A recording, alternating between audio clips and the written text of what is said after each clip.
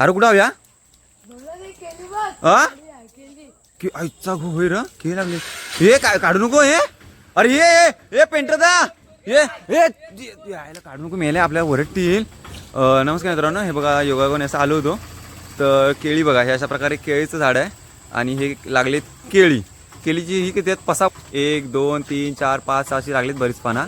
3 line आहेत तर प्रत्येक लाईन मध्ये अशी फण आहे.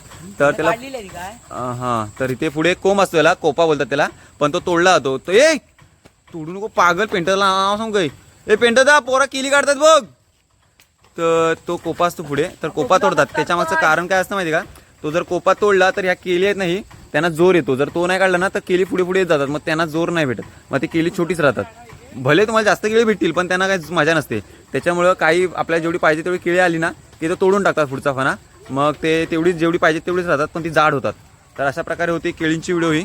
तर अशाच प्रकारच्या कोकणातल्या रिअल व्हिडिओ बघण्यासाठी चॅनलला सबस्क्राईब करा. चॅनलचं नाव आहे कोकणी महारक्या.